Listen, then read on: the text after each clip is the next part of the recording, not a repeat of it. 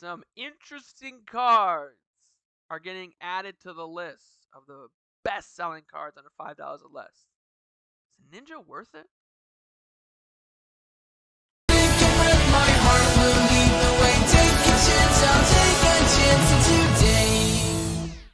Hey, what's going on, guys? So today we're talking about the best-selling cards under $5 or less. The Yu-Gi-Oh! Penny Stock Market Watch. Watch. I don't know what that was. Green Ninja has made its move. It's from Photon Hypernova. I'm trying to think. Let's take a look at the Ninja stuff. Let's just take a look at just Ninja. Me personally, I think Ninja's a tier 2 strategy, maybe even tier like 1. I think that the deck has a very unique has always had a very unique play style, and in the right hands has always been decent to watch out for. But with the new support, it does kind of feel like the stuff's actually really good. Now, let's take a look at the high to low. The tins, yeah, I remember those tins used to be real cheap back in the day. This kind of feels like a budget deck. Because we just saw this. You don't need the ulterior versions of Hanzo. And when we look at Grandmaster Hanzo, I feel like you got one for $3. Secrets are $3, $5 at this point. Ultras are $1. Supers from Shadows of Valhalla are $1. You're gonna get the common reprint coming soon in the OTS pack 20. I mean, we got Mitsu's, the Insect Ninja's Starlight Rare. So that's about a $7 card, I'd assume. That's the only version, yeah. So this is probably your most expensive Ninja card. So if we just look at ninjas in general, Ninja deck, hiya. This is tricky though. When we do decks like Ninja, Blackwing, Synchron, you have to be very careful. There is a lot of support. You really just have to be careful when buying bundles like this. There is a lot of support for these archetypes. So someone could say, do this. But they put forth this ninja deck. And the two cards we've just talking about, the Insect Ninja and the Green Ninja, are not here. And this is $35, right? And then you do get a lot of good cards for this, for 35 bucks, which isn't terrible. But I think this is just all the old ninja stuff. And that's smart, right? There's nothing against this person selling their old ninja stuff because the deck got support, and they're kind of sort of trying to take advantage of that, right? But when we look and we try to see, it's hard to find like the exact perfect ninja deck. Like this has the Link monsters. This has one copy of the insect thing, two's the greens. You might run two though, right? And this isn't that bad for 50. But I think that this, just because there's so many ninja cards, there's a lot of bad ninja cards, this could be a situation where buying just straight from TCG Player might not be that bad. I mean, you can get this from the OTS 20.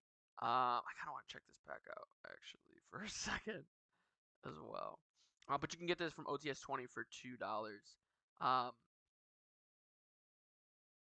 It's a budget deck, and I think that there are very few archetypes that are as good as Ninja while also being as budget. I mean, you look maybe like $100 for like a full power Ninja deck. I mean, we could even go to this page, best decks from YCS Vegas, and we can do Control F to see if we can find no Ninja. Okay, that's fine. That was a team event, so it was a little different. I'm curious to see, the next couple of YCSs that we have coming up very soon. It's obviously regional season. I feel like, especially with the format being as loose as it is right now, I think that Ninja's one of your better price to quality of deck ratios that you're gonna find. Um, I've been meaning to talk about this card. I've like read it, mentioned things about it, but I want to actually talk about this card if it's good buy. By the way, Green Ninja. We're still in high to low. To answer the question, is it a good buy or is it a bad? I just for future reference, if you ever see this, I'm not gonna. I don't. I feel like this is almost obvious. Maybe it's just obvious to me though, because I do this every week. And if you're here every week, you probably think it's obvious too. If you see a card that's in the top 24, which is it goes there's 24 listings page. If you see a card that's in the top 24 best selling cards, and is like worth less than a quarter or less, it's a good buy. Like the Green Ninja, we scroll down here. Um, this person's selling 24 at. I just wish it would stop doing that. It was selling 24 at 26 cents a pop.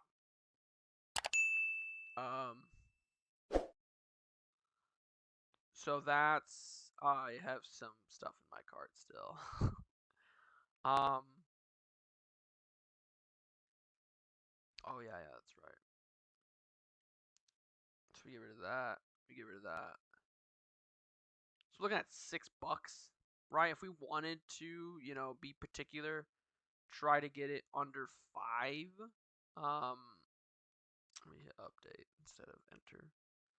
That's 593. So 19 at 593. If I'm good at math here, that should be the number. That's good. 411, maybe even more than. We could probably buy 15. And we're literally talking about $5. Like there's some places in America where gas costs more than that a gallon. And you can get 15 copies of this card just on the off chance that it goes up to 50 cents and we flip our 50 that we have for 50 cents for if I'm good at math, that's around I think 750. I think is that math right? Yeah, so because it's about 489. It's about 390 doubled. 15 times 50. I don't know if that math is right. Yeah, it is 750, and that's the thing. Like, or it could go to $1, right? And let's do this. It could go to $1, and that doesn't even seem like a lot, like $1 for a Yu-Gi-Oh card. But you have 15 of these that you bought at $5 for 15. So now you can sell them for $15, make a $10 profit, right? And I know it's not like a lot, but if you do that enough times, that does start to add up after a while, right? Which is also too why I wanted to talk about Sneaky C, because Sneaky C is another card that's relatively cheap. Like, because we talk about penny stocks all the time, right? $5 or less, penny Yu-Gi-Oh stocks. But when we look at this card, this is like actual pennies, right? We're talking like we can get there's 205 being sold by Gamer's Choice at 54 cents. Now when we talk about 205, right? We do this game again, but this time we view card. I mean, we could get both of these now for 115, but we get rid of the ninja, the $5 for the ninja. We're spending $110 on 205 cards. So if it gets to that dollar mark, all of a sudden, this card that we spent 50 cents on a pop doubled. So now we just made $100, right? So it's that kind of value there. Now, when I look at this card, because I have read this card, but I haven't to reread the card's effect real quick. When your opponent special summons on monsters, you can special summon this card from your hand in face down defense position, and if you do during the end phase, change it to face up defense position. If this card is flipped face up during the end phase, destroy all special summon monsters on the field. So this is another one of those cards where you have to consider, and this is a really actually good tip for like deck building. You have to consider the fact that it's like Gamma is like this. Lightning Storm is kind of like this. Um, and like Regeki is not like this. Evenly matched, not like this. Nibiru kind of, but potentially no. Where the first version, the first copy you see a duel of this card, Sneaky C, is better than the last one, right? Because you got to think of game states, right? If I see this card going second and my opponent special summons a monster, and I summon this um, to my side of the field, if my opponent doesn't have a way of popping that, which that is something to keep in mind too, right? Like there are a lot of decks um, that can easily banish cards face down or can easily pop cards. They can easily get rid of this card, right? This isn't like, I mean, it's kind of a Max C replacement. It's kind of like a better version of like that Ghost Sister card that's like you gain life every time your opponent special summons like half of their attack or something like that. It's kind of like that card where it's a deterrent for special summoning. Nibiru is better. Obviously Max C is better. This is searchable. Retaliating C searches this. I think Resonant Insects also searches this. So shout out to Insect X. But it is easy to get rid of. But let's say your opponent can't get rid of that, right? Still, going second, if your opponent can't get rid of it, so you flip it face up, you destroy all special summon monsters on the field, boom, your opponent loses all their monsters, right? But if it's turn 5 or turn 9, you may have special summon monsters on the field too. And I think because of that, plus the fact that since it's face down, it can be destroyed by battling card. It can be destroyed by card effects and battle. That's another thing too. If you draw this card any turn after turn 1, it can just be ran over with something with more than 2,500 defense, right? Because it has to be flipped face up during the end phase. So it's a very, very circumstantial scenario where you get this effect fully off. And even in that scenario, it hurts you too. So with that being said, I don't love this card, but I definitely don't hate it. And the thing is you could get from Iconic Gaming just out the gate. Um, 3 copies of this card for 40 cents, right?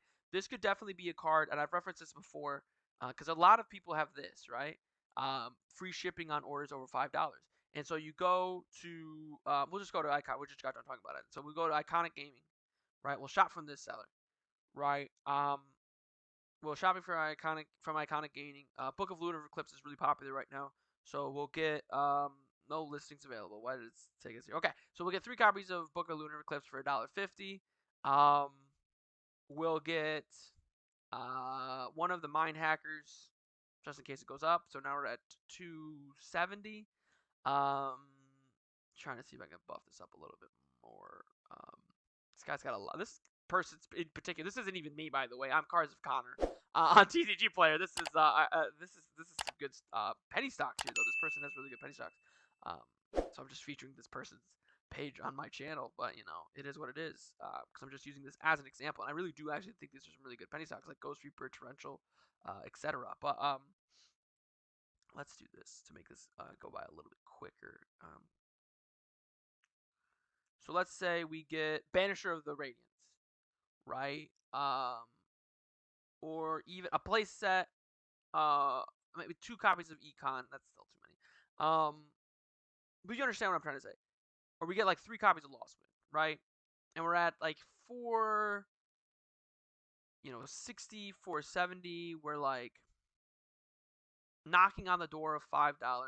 We're getting very, very close to that $5 threshold, right? Where listen, you spend 460 with somebody, it's almost always worth it, right? You're gonna spend $1 on shipping anyway. You might as well spend that dollar on Yu-Gi-Oh cards, get free shipping, right? And this could be the card where okay, $1.20 for a playset. Let me do that. But I don't love this card because it is very circumstantial.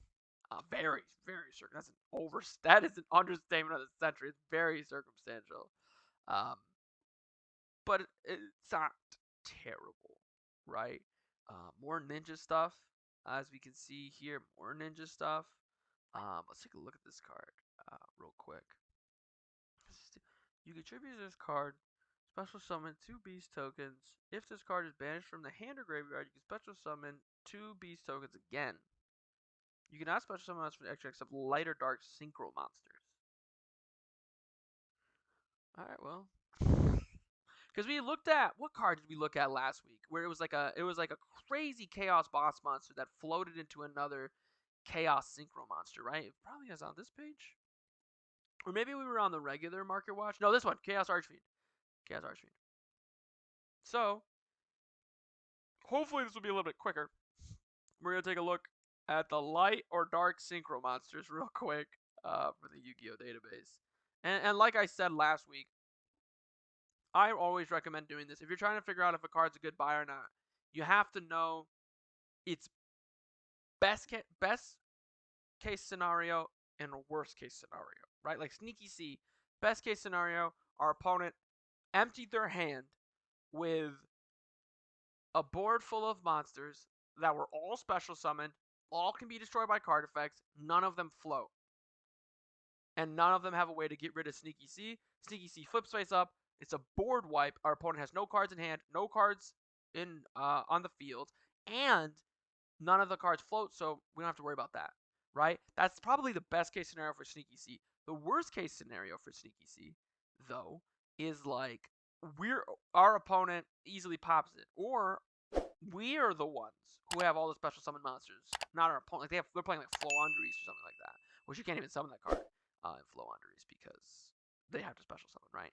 But you have to understand best case scenario, worst case scenarios, right? So when we look at a card like Chaos Witch, right, which is a level 4 monster, you contribute this, easily banish it. There's a lot of cards that banish dark monsters, like literally the Bestial cards, Black Lesser Soldier, um, the Envoy of the Beginning, Chaos Sorcerer, Light Pulsar, White Dragon Vivrison. The list goes on and on. So we could potentially see when you normal summon this card tributed, summon 2 tokens, right? Now we're limited immediately, right? Um, but it does say special monsters from the extra deck, right? So that's interesting too, because now we could tribute this off and special summon cards from our hand, like Ritual Summon, right? This could potentially be Ritual support, right? But if we just take a look at its restriction, how bad is its restriction, right? Ally of Justice, Catastor, Excel Synchron, those aren't terrible. Ancient Fairy Dragon's coming back, but it's not going to be as good. This card's underrated. Angel of Zera, if you know, you know. R.I.P. Chaos Ruler, Colossal Fighter. Cupid Pitch is interesting because they are small, like they're level 2, so you could probably make Cupid Pitch. Um, the DDD cards are, most of them are Dark Monsters. Siegfried's a really good card. Um, the Flower Guardian. I don't recommend playing it Flower Guardian, just let you know. Fortune Lady Every is also relatively generic. You need a spellcaster monster, but it's relatively generic. Um, Michael is a really good card. Um, Nirvana High Paladin's not that bad. This is interesting. It has to be a zombie though. Is it a zombie? It's a fiend. Um, let's get DNA surgery up, I guess. Scarlight, Red Dragon Archfiend, Shooting Quasar, Shooting Riser, Shooting Riser banned. Tzolk'in, but Tzolk'in's kind of bad if it can't summon Crystal Wing, and Crystal Wing's a wind. Void Ogre, Virgil, set out Burning Abyss. And Yazi. I think we missed something. Did we miss? I think, did we skip a bunch? Is that really it? Yeah, we skipped a bunch on accident. Oh, I skipped a bunch. Okay, so Red Dragon Archfiend. I was like, where are all the Red Dragon cards? There's another card I was thinking of. Two. Odd Eyes. Shout out to Nordic. You can run that card Nordic. Power Tool, Cyframe Lord Omega, Cyframe Lord Zeta. Zeta's actually a really underrated card. I could have swore the Blue Eyes card was a light. Light and Dragon. I've been just jumping around, but that's okay. And you understand, like Gold Pride is another one. Um, that just got, obviously that support just came out. Um, and like the thing is, FA Dawn Drax is a really good underrated card.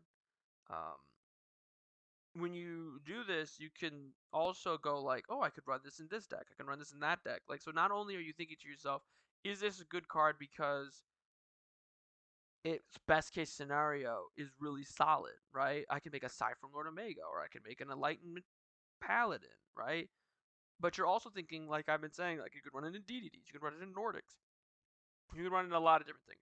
I don't know if this card's really that good the more I look at it, but once again, it is knocking on the door of like a quarter, 25 cents. You could buy just like $2 worth of this card, which 40 cents a pop, 40, 80, 120, 160. So you're looking at five, right? But it potentially goes to 50 cents. You made 250. There we go. We made $1.50 on this.